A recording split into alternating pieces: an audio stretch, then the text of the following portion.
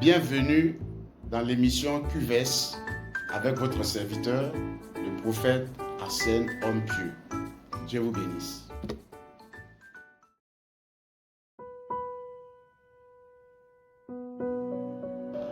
Que le Seigneur vous bénisse, que la grâce de Dieu vous localise ce matin au nom puissant de Jésus.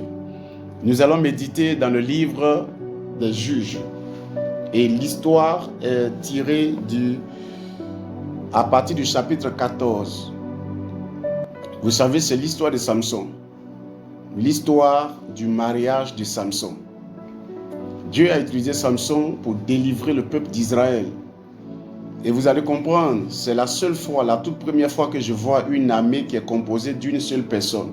Même au temps de Goliath, il y avait des soldats qui se battaient du côté de Goliath. Mais au temps de Samson, il était le seul combattant que Dieu a utilisé contre l'armée des Philistins pour apporter la délivrance en Israël. Alléluia, c'est extraordinaire. Et Samson, bien-aimé, a convaincu ses parents. Et ils vont aller faire le coq-coq, comme on dit, aller rencontrer la famille pour la toute première fois. Et sur le chemin faisant, Samson, son père et sa mère, la Bible dit qu'ils sont sur le chemin du mariage de Samson. Et voilà qu'un jeune lion rougissant, ça veut dire un jeune lion rempli de force et d'autorité, vigoureux, est sorti soudainement sur le chemin devant eux. Imaginez ce jour, la mère de Samson a enlevé ses deux chaussures. Elle est rentrée en brousse à gauche. Le père a fait pareil, rentré à droite. Ils se sont retrouvés au carrefour suivant. Mais cependant, la Bible dit que, bien-aimés frères, Samson a levé les mains vers le Seigneur. Parce qu'il a pris déjà la décision d'affronter ce lion qui veut les mettre en déroute. Il a affronté le lion. On ne recule pas devant l'ennemi. On ne renonce pas.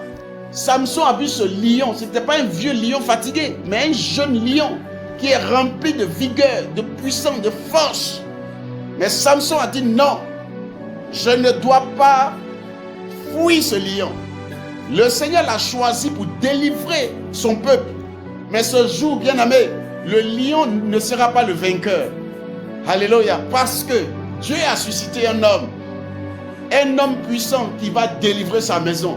La Bible dit que Jésus est mort. Il est descendu dans les régions inférieures et il a arraché la clé de la vie à Satan.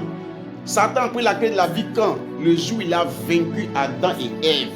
Il leur a arraché spirituellement la clé de la vie. Donc souvent la clé de la bénédiction se trouve dans les mains d'un ennemi. Alléluia. Et ici symboliquement, bien-aimé, cette bénédiction de la maison de Samson, du père de Samson, se retrouvait dans le ventre d'un ennemi qu'on appelait le jeune lion. Alléluia. Je dis au nom puissant de Jésus de Nazareth, où se trouve ta bénédiction, que ça soit dans le ventre de la terre, que ça soit dans le ventre, bien-aimé, de la mer, que ça soit dans un tombeau. Si tu te lèves comme Samson, tu pourras récupérer au nom de Jésus. On n'est pas un enfant de Dieu pour échouer. Et le Saint-Esprit ne vient pas pour nous accompagner dans la défaite. C'est pourquoi je déclare que tu n'échoueras pas au nom de Jésus. Aie bon courage et affronte ce lion et tu le renverseras. La Bible dit, ce livre ne doit pas s'éloigner de toi. Ça veut dire aussi longtemps que tu vas t'appuyer sur la parole de Dieu et tu vas laisser le Saint-Esprit au contrôle. Il dit, tu connaîtras le succès dans toutes tes entreprises. Au nom puissant de Jésus de Nazareth. Ainsi soit-il pour toi au nom de Jésus. Que le miel arrive dans ta maison.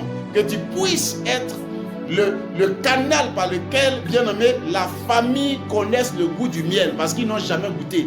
Le miel ici, c'est la bénédiction. Le miel, ce sont des ouvertures. Le miel, c'est l'élévation. C'est la restauration que tu envoies dans ta famille, dans ton foyer. Alléluia. Donc, sois prêt et sois déterminé en t'appuyant sur le Saint-Esprit et l'ennemi sera renversé au nom puissant de Jésus. Merci Seigneur, que la grâce de Dieu vous accompagne. Vous pouvez nous appeler, vous pouvez nous contacter, bien-aimés, sur notre page Facebook, sur notre page YouTube. Dieu vous bénisse. Amen.